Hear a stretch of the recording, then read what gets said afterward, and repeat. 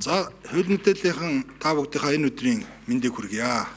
Өнөөдөр улсын хурлд Монгол Ардын намын бүлгийн хурал болж дууслаа. Тэгээ энэ бүлгийн хурлаар хоёр асуудлыг хэлэлцсэн. Нэгдүгээрт Монгол улс болон Евразийн эдийн засгийн холбоо түүний гишүүн орнууд хоорондын худалдааны төр хэлэлцээрийг сойрхон батлах тухай хуулийн төслийг хэлэлцэж бүлгээс дэмжсэн шийдвэр гаргалаа. Хоёр дахь асуудал томуу тус өвчний эсрэг авч хэрэгжүүлж буй арга хэмжээ анхан шатны эрүүл мэндийн байгууллагын бэлэн байдлын талаар бас мэдээлэл сонслоо. Тэгээд энэ талаарх мэдээллийг өнөөдөр та бүхэнд бас хүргье. Тэгээд өнөөдрийн хэвлэлийн уралд миний бие намын улсын хурлын гишүүн намын бүлгийн дэд дарга Отгонбаяр, за бүлгийн дэд дарга улсын хурлын гишүүн Ариун Заяа, улсын хурлын гишүүн засгийн газрын гишүүн эрүүл мэндийн сайд Чимбүрэн, за улсын хурлын гишүүн засгийн газрын гишүүн эдийн засгийн хөгжлийн сайд Инк баяр нар оролцож байна. За микрофоно Инк баяр сайдад. За эрхэм сэтгүүлчдийн амгалан айлтгая. За ингээд танилцуулах хий. За 2024 оны статистикээр Монгол улс нийт 162 оронтой худалдаа хийсэн энэ тоо байна. Нийтдээ бидний 27.4 тэрбум долларын худалдаа нэргэлт хийсэн. Үүнээс 15.8 тэрбум долларын экспорт хийж, 11.6 тэрбум долларын импорт хийж, гадаад худалдаан дээр Монгол улс 4.2 тэрбум долларын ашигтай ийм тэнцэл гарсан байдаг. За манай худалдааны хоёр дахь гол хөрш бол Евразийн эдийн засгийн холбооны 5 улс байгаа. Нийт 3 тэрбум долларын худалдаа хийж байна. За үүний голлох нь Орчин улбооны улс буюу 2.7 тэрбум долларын худалдааг Орчин улбооны улстай хийж байна. Гэхдээ энэ худалдааны тэнцэл нэлээд өндөр алдагдaltaй байдаг. За Евразийн эдийн засгийн холбооны улсууд буюу энэ Орчин улбооны улс нь энэ Евразийн бүсэнд оршдог 5 улс нэгдээд эдийн засгийн нэгдсэн юм холбоотой байдаг. Гадаад худалдааны нэгдсэн бодлого хэрэгжүүлдэг. За энэ орнуудын зах зээл Монгол улсын бараа 15-аас 50% гаалийн татвартай эрүүл ахуй хорой цэрийн өндөр шаардлагатай буюу манай экспортын боломж нэлээд хязгаарлагдаж ирсэн байдаг. За ингээд сүүлийн 5 жил Монгол үеийн засгийн газрын амжилттай явагдсан хэлцээрийн үр дүнд Евразийн орнуудтай Монгол улс 3 жилийн чөлөөт худалдааны хэлцээр байгуулахаар үндсэндээ ингээд тохиолдож гар усурлаа. За энэ гар усурсан гэрээгээ улсын хурлд сойрхон батлуулахаар өргөн барихад бэлэн болсон. За энд нийтдээ 367 төрлийн барааны хүрээнд сая тохиролцлоо. 3 жилийн хугацаатай энэ гэрээ хэлэлцсэн. За энэ барааг тодорхойлох кодлон уялдуулсан систем буюу битгүүр гэж системийн 6 оронтой кодоор 367 төрлийн бараад тарифыг шууд тэглэх, тариф бууруулах, тохирсон квотын хэмжээнд тарифыг тэглэх, тохирсон квотын хэмжээнд тарифын хөнгөлөлт идлэх гэсэн үндсэн 4 төрлөөр энэ тарифын саад дотор бууруулахаар ингэ тохирсон, ингэж гэрээ тохирсон. За түүнчлэн одоо энэ гэрээний явцад та бүхэн санаж байгаа бол худалдаа аж үйлдвэрийн танхим хувийн хвшилтэй олон хэлцүүлгүүд хийж аж ахуйн нэгжүүдийн санал бодлыг нэлээд авсан. Ингээд Улаанбуудаа, Өндөг зэрэг манай улсын стратегийн одоо хүнсний гол нэрийн бүтээтгүүнийхээ импортын гадна нөлөөллийг бага байлгахаар онцгой анхаарч ажиллалаа. Холбогдогч талтайгаа бид энэ талаар нэлээд амжилттай үндсэндээ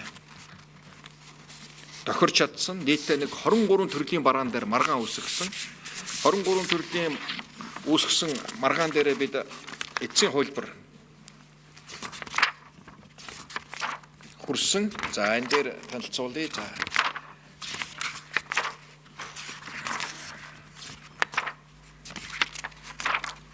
За манай талаас энэ хэлцээрээс хасуулах 8 бараа тавьсан.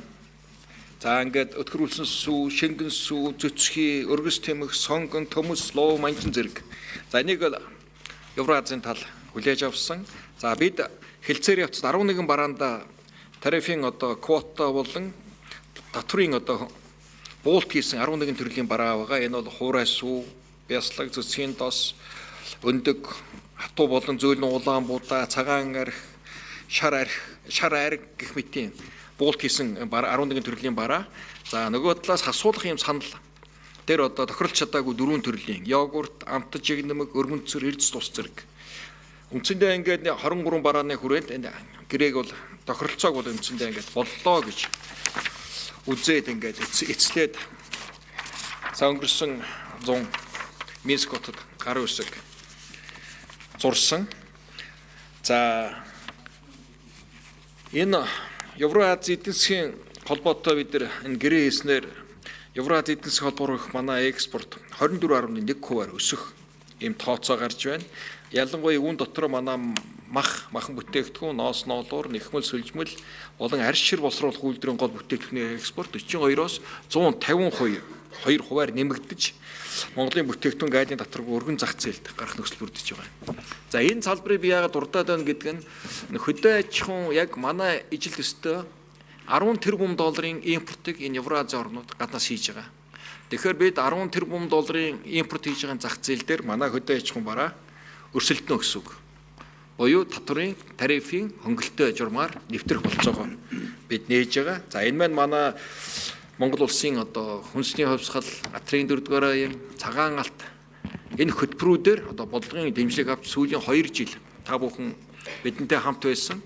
Үндсэндээ хүнс хөдөө аж ахуйн үйлдвэрийн яам бол Евразийн зах зээлд гарах дотоодын үйлдвэрүүдийн чадварыг нэмэгдүүлэх ажлыг өнгөрсөн 2 жилийн хугацаанд хийлээ. Сав баглаа бодлоо нэлээд эрс шинчиллээ. Үйлдвэрүүд олон улсын чанар стандартын дээр нийцүүлэх ажлыг хийлээ.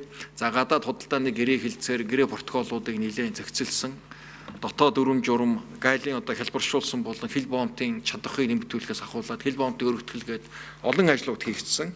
За ингээд энэ гэрээ их хурлаар саяхан баталсан нөхцөлд бусад 5 орн их хурл парламентаараа дамжуулан батлах ажил явагдана. Энэ нь 26 оны эхний хагаст буюу 6 сарын 1-нд эзэслэнэ. За ингээд энэ амжилттай шийдэгдсэний дараа Монгол улсын ялангуяа нийт экспорт нь гарах нь 367 барааны 97% нь манай хөдөө аж ахуйн гаралтай түүхэд бараа үйлдвэрлэсэн бүтээгдэхүүнүүд энэ зах зээл дээр өршөлдөх юм аа. За нөгөө талаас Евразийн зах зээлийн эдийн засгийн орнуудын манад орж ирэх бол бараа бол аж үйлдвэрлэлийн бараанууд байгаа. Буюу манад үйлдвэрлэдэг ийм бараануудын манад нэлээд таатай нөхцөлийг бид бас олгож байгаа. Гадаад худалдаа нь 2 талтай харилцан ашигтайгаар хийгдэх учиртай. За энд гарч ийн үү? Цаашаа явуулах.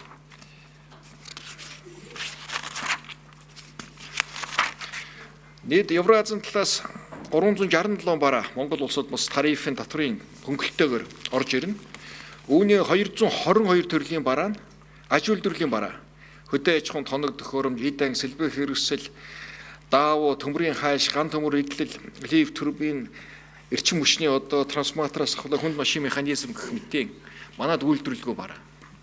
94 төрлийн хүнсний бараа орж ирнэ. За мөн Монголд бас үйлдвэрлэхгүй хязгаарлагдал байдаг. Элсэн чихэр, хөөлгөгч, аялам, хуурайсуу, гахаа мах гэх мэтийн одоо хүнсний бүтээгдэхүүн байгаа. За эрдэс химийн 51 төрлийн бүтээгдэхүүн, одоо витамин, олон төрлийн вакцинууд, шингэн антибиотикууд, азотын бордоо, авто бензин, дизель цус, шампунь, угаал нусаг тесрэх хөтөлбөрийг.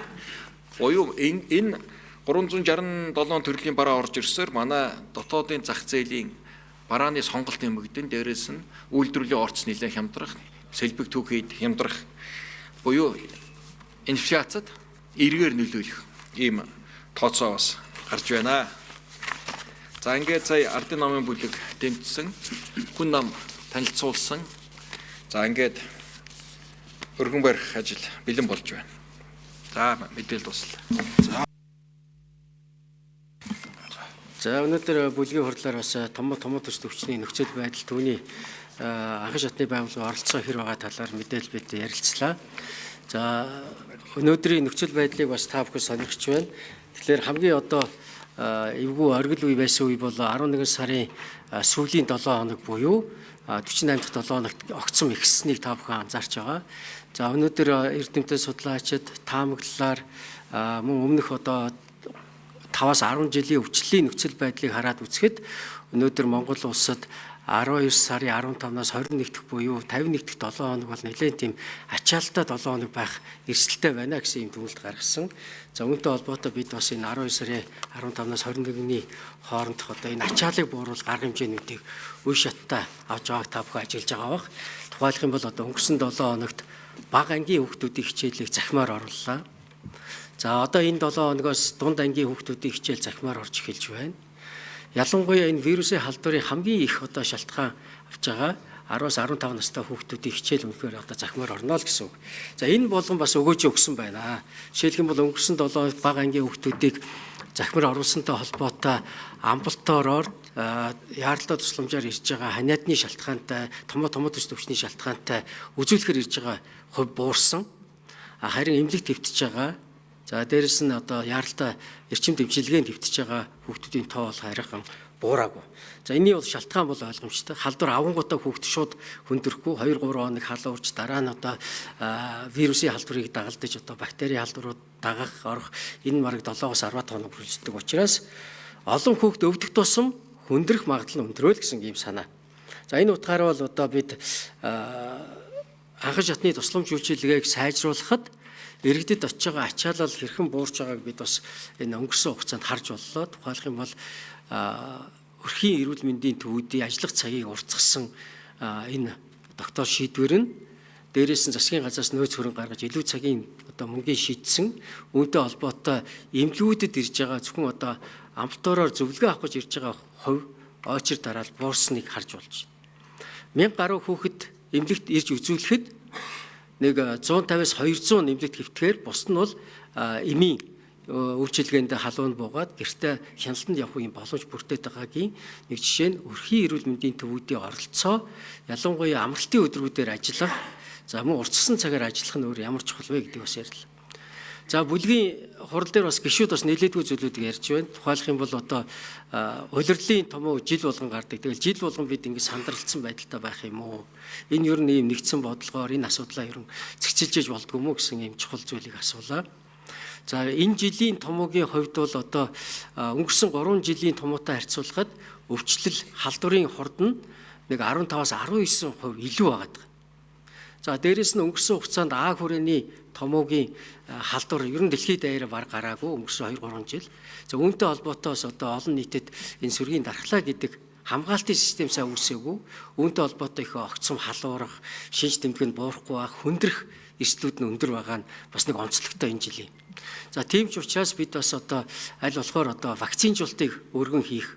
За энэ жилийн хувьд бол одоо 300 мянган тонн вакцины 99% хийж чадсан. Бас нэг юм онцгой жил байж чадсан. Бид бас огтуулаад нэлээдгүй ажил хийлээ.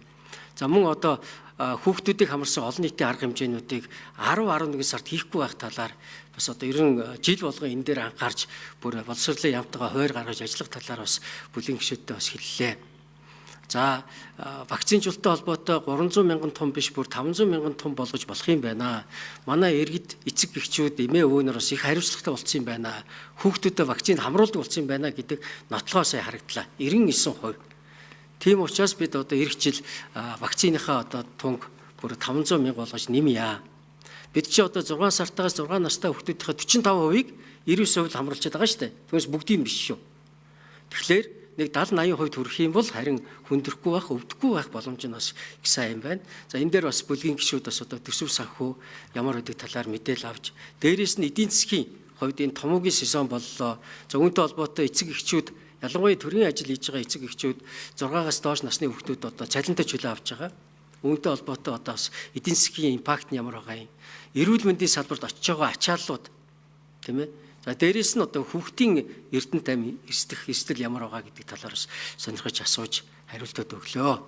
За ингээд ерөн бол одоо жил болгон болж байгаа томоотой холбоотой энэ вакцинжуулалтыг илүү оновчтой болгох, санхүүгийн нэмэх, олон хүүхдийг хамруулах. За дээрээс нь хамгийн сайн арга бол бас ганцхан вакцинч гэлтгүй маск зүүх. Ердөө маск зүүхэд одоо бид 75% хамгаалж чадах юм боломжтой. Тэгээд өрөө агааржуулах, за дээрээс нь дархлаажуулалтыг сайн хийх, хүүхдийн одоо ялангуяа одоо жин дутуу хүүхдүүд дээр илүү анхаарч энэ вакцинжуулалтаас юус хоцроохгүй байхын асуудлуудыг бас нэлээдгүй ярилцсан ийм бүлгийн хурал боллоо. За тэгээ өнөөдрийн бүлгийн хурлаар бас Монгол Ордын намын хяналтын орооны хуралдааны тогтоолыг бас танилцуулсан. Та бүгд нь санаж байгаа өнгөрсөн 10 сард Монгол Ардын намын бүлгийн Монгол Ардын намын гишүүн Батбөмбөрийн инк баярыг хяналтын ороогоор авч хэлэлцэж намын гишүүнээс гарсан тооцсон тогтоол гаргасан. Энийг сая 11 сарын 25-ны өдөр хяналтын ерөнхий ороо хуралдаж урд нь гаргасан тогтоолыг одоо хүчингү тооцсон. Тийм учраас Батбөмбөрийн инк баяр гишүүн бол буцаад одоо урд нь гарсан тогтоол нь инк баяр гишүүний тогтоол одоо хүчингү болж Монгол Ардын намын гишүүнээрээ одоо хэвээр үлдсэн гэдгийг бас бүлгийн уралдаанд бас танилцуулсныг дуулгая. Тэгээ өнөөдөр бидний урилгыг хүлээн авч хүрэлцэн ирсэн нийт хөл мэдээллийн байгууллагынхаа баярлсан талархснаа илэрхийлье.